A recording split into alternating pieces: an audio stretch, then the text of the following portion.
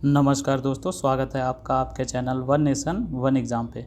तो दोस्तों, जैसा कि मैं डीएलएड 4 सेमेस्टर का मैथ का सिलेबस कंप्लीट करा रहा हूं, दोस्तों मैं आज दूसरा पार्ट लेकर आया हूं चैप्टर 1 का, जिसका पहला पार्ट मैं ऑलरेडी अपलोड कर चुका हूं। जिसे आपने अगर नहीं देखा है तो ऊपर आई बटन पे क्लिक करके आप लिंक द्वारा उसे देख सकते हैं। उस वीडियो को अवश्य देखिएगा, क्योंकि उसमें करनी, करणीगत राशि, करनी चिन्ह तथा करनी का घातांक का नियम कराया गया है, और साथ ही में बेसिक से समझाया गया है कि करनी होती क्या है, घातांक होता क्या है।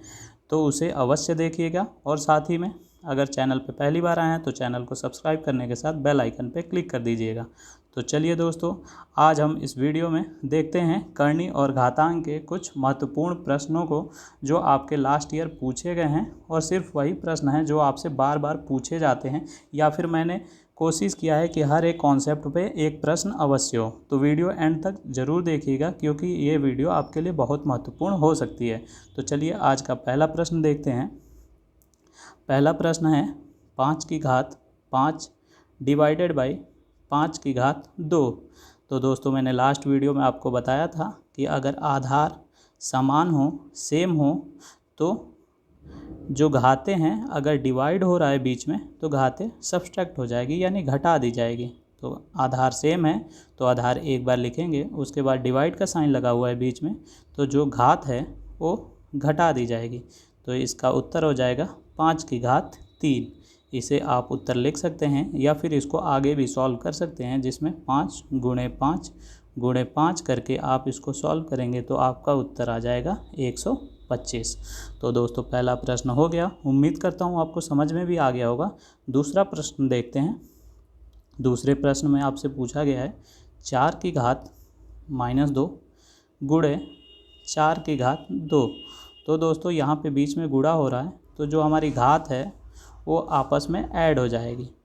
तो क्या हो जाएगा दोस्तों, आधार 4 लिख लेते हैं, -2 + 2।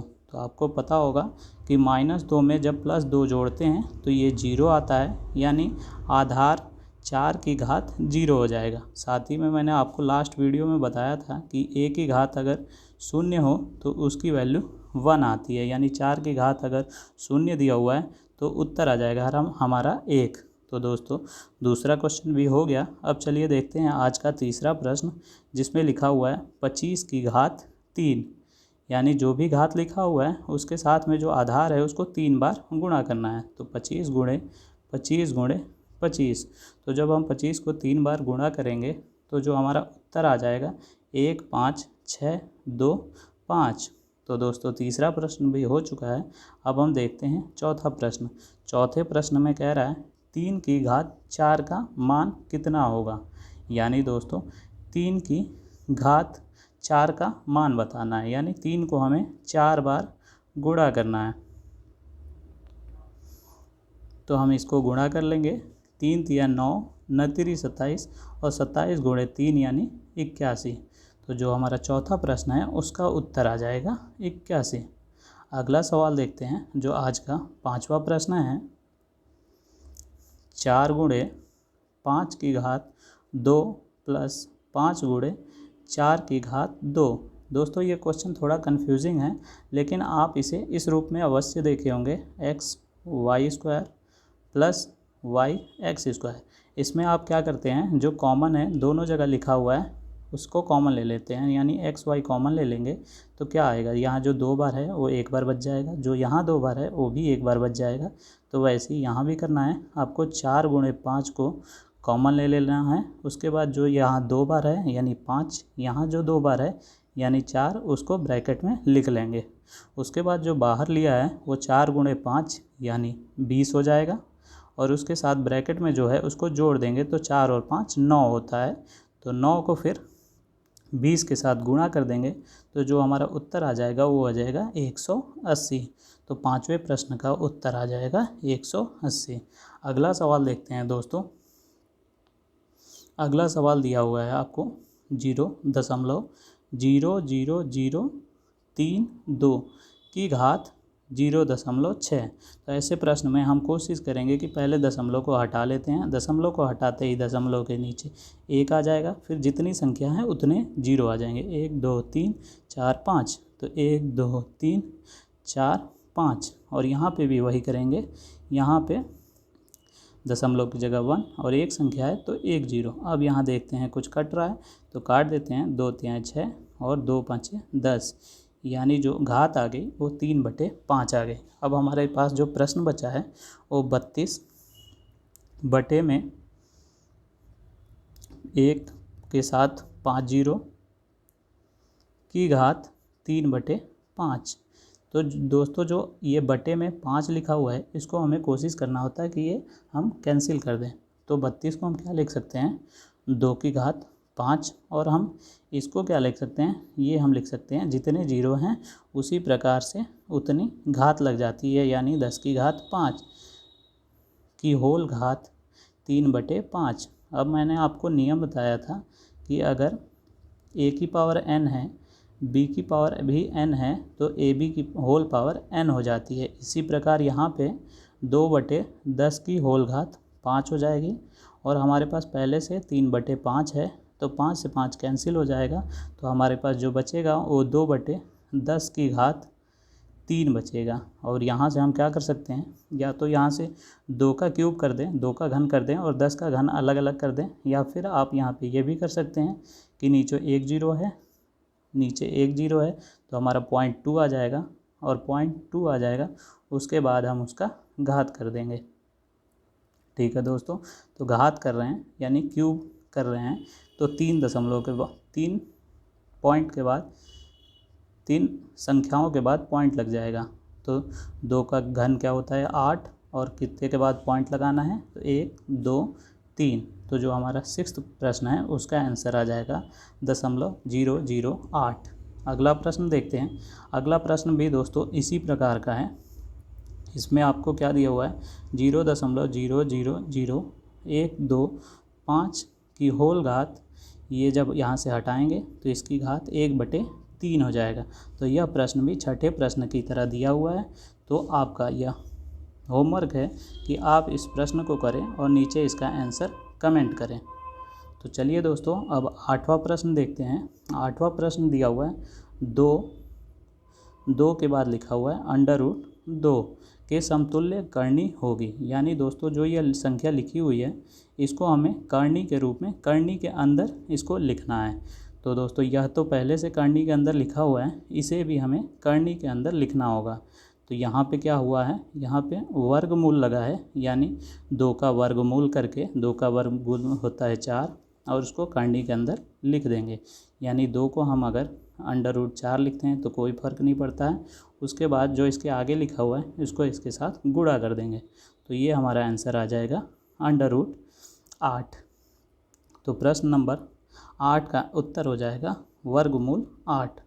चलिए दोस्तों अगला सवाल देखते हैं 9वां, जो दिया हुआ है 125 को आधार 5 के घातीय संकेतन के रूप में किस प्रकार लिखा जाएगा। यानी 125 को हमें लिखना है जिसमें हमें 5 को आधार के रूप में लिखना है और साथ ही में घात के रूप में इसको बदलना है। तो दोस्तों 125 को हम क्या लिख सकते हैं, इस प्रकार से अगर इसका फैक्टर किया जाए तो 5 से हम इसका फैक्टर करते हैं तो 5 दूनी 10 बचा 2, और आगे लिखा हुआ है 5 तो यानी 25, तो फिर 5वां 25, फिर से करेंगे तो 5वां 25, फिर से करेंगे तो 5 एकम में 5, यानी हम 125 को 5 गुणे 5 लिख सकते हैं, जिसे हम 5 की घात 3 लिख सकते हैं, और यही हमारा घातीय संकेतन रूप है। तो ये हमारा उत्तर हो जाएगा 90 का 5 की घात 3। अगला प्रश्न देखते हैं। अगला प्रश्न 10वां प्रश्न दिया हुआ है आपका 9 की घात 4 गुणे 9 की घात 2 भागे 9 की घात 5। तो दोस्तों आपको पता होगा जब आधार सेम है और गुणा हो रहा है तो आपका घात जुड़ जाएगा, तो 4 + 2 यानी 6 हो जाएगा। फिर यहाँ भाग लिखा हुआ है तो 9 की घात 5 वैसे ही लिख देंगे। अब क्या हो जाएगा दोस्तों, 9 की घात 6 भागे 9 की घात 5।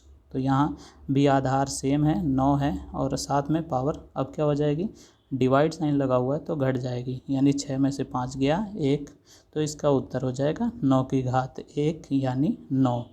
तो दोस्तों आपका 10वां प्रश्न भी हो गया। उम्मीद करता हूँ आपको समझ में भी आ गया होगा। समझ में आ गया होगा तो एक लाइक ज़रूर कीजिएगा इस वीडियो को। अब देखते हैं हम 11वां प्रश्न। 11वां प्रश्न लिखा हुआ है 19 गुणे 19 गुणे 19 गुणे 19 गुणे 19 गुणे 19 गुणे 19 को घात रूप में व्यक्त कीजिए। यानी यह 19 जितनी बार लिखा हुआ है उतनी बार 19 का घात लगाना है। तो 19 गिन लेते हैं, 1 2 3 4 5 6 7। तो ये हमारा हो जाएगा 19 की होल घात 7। यही हमारा उत्तर भी हो जाएगा दोस्तों। अगला प्रश्न देखते हैं। यह प्रश्न कई बार आपसे पूछा गया है 1 नंबर के प्रश्न में कि करनी का प्रतीक चिन्ह होता क्या है। तो दोस्तों आप इसे याद रखिएगा, यह होता है करनी का प्रतीक चिन्ह। अब हम अगला प्रश्न देखते हैं। यह भी प्रश्न पूछा जा चुका है प्रीवियस ईयर में। तो आपसे यहाँ पे पूछ रहा है 14641 के वर्गमूल के अंकों की संख्या बताइए। यानी इसका अंडर रूट करने पे जिस संख्या का ये वर्ग है या किसी संख्या का ये वर्ग है करने पे ये आता है, तो बताइए कि उस संख्या में कितने अंक हैं। तो दोस्तों जैसे मैंने 125 को किया था वैसे ही यहाँ भी हम कर लेंगे। यह किससे डिवाइड होता है, तो 11 से इतनी बार में 1331 बार में, फिर 11 से 121 बार में, फिर 11 से 11 टाइम्स में, 11 11 जा 121, फिर 1 11 जा 11।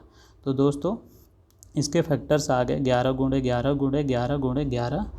उसके बाद हमें वो वर्गमूल करना है। तो वर्गमूल में क्या होता है, 2 होता है, तो 2 2 का पेयर बना लेंगे। फिर यहाँ क्या आ जाएगा 11, यहाँ क्या आ जाएगा 11।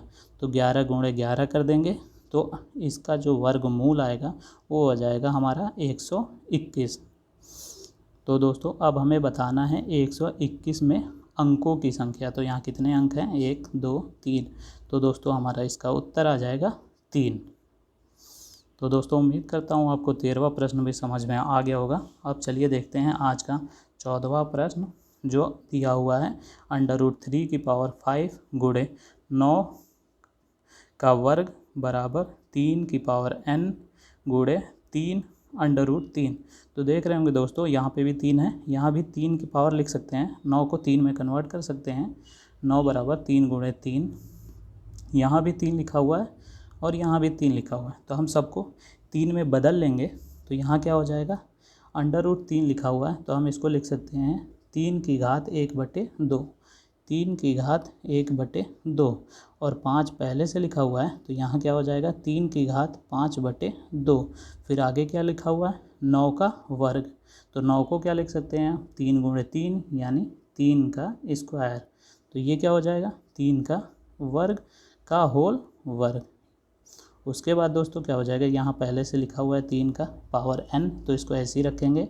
फिर गुणे 3 लिखा हुआ है तो उसको भी पावर 1 कर देंगे, क्योंकि जो कोई भी संख्या लिखी है तो उसको पावर 1 में लिख देंगे, उसकी पावर तो कोई फ़र्क नहीं पड़ेगा। फिर जैसे √3 को हमने 3 की घात 1/2 लिखा था वैसे ही यहाँ लिख देंगे 3 की घात 1/2। अब क्या हो जाएगा दोस्तों, यहाँ भी आधार 3 है, यहाँ भी आधार 3 है, यहाँ पावर क्या हो जाएगी गुणा हो जाएगी, क्योंकि अगर a की पावर m के बाद ब्रैकेट के बाद n लगा हुआ है तो a की पावर mn हो जाता है। मैंने आपको नियम में बताया था। तो ये भी गुणा हो जाएगा और हो जाएगा 3 की घात 4। तो यानी यहाँ भी आधार सेम है, यहाँ भी आधार सेम है, तो इनकी पावर जुड़ जाएगी। तो 3 की जो घात हो जाएगा 5/2 प्लस 4। और यहाँ भी आप इस साइड भी देखेंगे तो 3 है 3 है 3 है, यानी आधार सेम है तो पावर जुड़ जाती है गुणे में, तो यहाँ भी पावर जुड़ जाएगी। अब क्या होगा दोस्तों, मैंने आपको नियम में बताया था कि अगर इस साइड लिखा है a की पावर m बराबर a की पावर n, अगर ये दोनों आधार सेम हैं तो ये पावर इक्वल हो जाएगी आपस में, और ये आधार हट जाएगा तो ये दोनों हट जाएगा और ये पावर आपस में इक्वल हो जाएगी। तो दोस्तों इसके बाद क्या हो जाएगा, इसके बाद हो जाएगा इसकी जो पावर थी हम उसे आपस में इक्वल लिख लेते हैं और सॉल्व कर लेते हैं। इसको हम सॉल्व करेंगे, यहाँ एलसीएम ले लेंगे 2, तो 2 एलसीएम लेंगे तो 5 + 4 दूनी 8। फिर यहाँ 2, यहाँ भी एलसीएम ले लेंगे तो 2n हो जाएगा +2 + 1 का होल बटे 2। तो इस साइड भी 2 है, तो इस साइड भी 2 है, तो कैंसिल हो जाएंगे। अब क्या हो जाएगा, ये जुड़ जाएगा, 5 + 8 होगा दोस्तों 13 बराबर 2n, और यहाँ 2 + 1 3। अब हम इस 3 को इधर भेजेंगे तो यहाँ प्लस है तो उधर माइनस हो जाएगा, यानी 10 बराबर 2n। अब क्या हो जाएगा दोस्तों, 2 यहाँ गुणा हो रहा है n के साथ, तो इस साइड भेजेंगे तो भाग हो जाएगा, फिर यहाँ से 2 हट जाएगा तो n की वैल्यू आ जाएगी 5। तो दोस्तों उम्मीद करता हूँ आपको समझ में आ गया होगा कि ये इक्वेशन हो तो n का मान होगा, क्या होगा, तो वो होगा 5। अगला सवाल देखते हैं, जो आज का हमारा आखिरी सवाल है, और इस प्रकार के भी प्रश्न पूछे जाते हैं। तो देखते हैं दोस्तों, इसमें आपको आरोही क्रम में लिखना है। तो इसे हम क्या लिख सकते हैं, इसके बाहर कुछ नहीं लिखा हुआ है तो हम 2 मान लेंगे। 2 मान लेंगे क्या दोस्तों, किसी भी संख्या के बाहर अगर अंडर रूट लगा हुआ है, इसको हम समझते हैं x⁴ या फिर यहाँ 2 होता ही होता है। तो यहाँ 2 है, यहाँ 3 है, यानी घन मूल है, यहाँ चतुर्थ मूल है। तो जो भी इनके साथ मूल लगा हुआ है 2, 3, 4, इसका हम एलसीएम ले लेंगे। तो एलसीएम लेने पे दोस्तों क्या आ जाएगा, एलसीएम लेने पे आ जाएगा 12। इसके बाद हम क्या करेंगे, जो इनका जो घात लगा हुआ था वहाँ हम 12 लिख देंगे, तो 12, और यहाँ 2 लिख देंगे। फिर दूसरी संख्या को भी ऐसे ही 12, यहाँ 4 लिख देंगे। फिर तीसरी संख्या में भी ऐसे ही 12, 12वां मूल 6 लिख देंगे।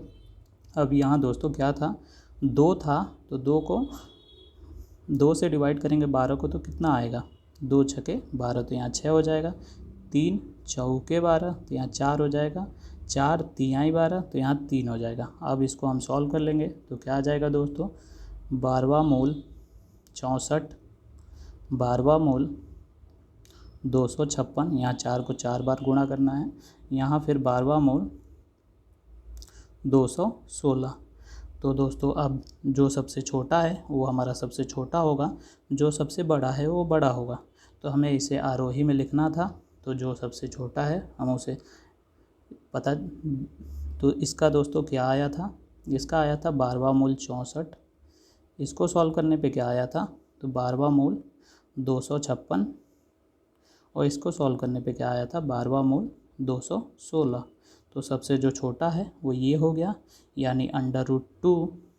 फिर क्या हो गया उससे बड़ा ये, यानी चौथा मूल 6, फिर चतुर्थ मूल 6, फिर सबसे बड़ा जो हो गया उसको लास्ट में लिख देंगे। तो वही लिखना होता है हमको आखिरी में जो प्रश्न में दिया होता है, क्योंकि एग्जामिनर को इससे कोई मतलब नहीं है कि आपने किस प्रकार से उसको सॉल्व किया है। तो हमारा लास्ट में हो जाएगा घन मूल 4। तो ये हो जाएगा हमारा आरोही क्रम। तो दोस्तों उम्मीद करता हूँ आपको पूरी वीडियो समझ में आई होगी। मैंने हर प्रकार के क्वेश्चन करा दिए हैं इस वीडियो में। वीडियो पसंद आई हो तो लाइक करें और अपने दोस्तों के साथ शेयर कीजिएगा, और सब्सक्राइब करने के साथ बेल आइकन पे क्लिक कर दीजिएगा। और अगर आपका कोई भी क्वेश्चन है तो आप नीचे कमेंट कर सकते हैं, नेक्स्ट वीडियो में हम उसे ज़रूर सॉल्व करेंगे। और उम्मीद करता हूँ आपको वीडियो पसंद आई होगी। धन्यवाद दोस्तों।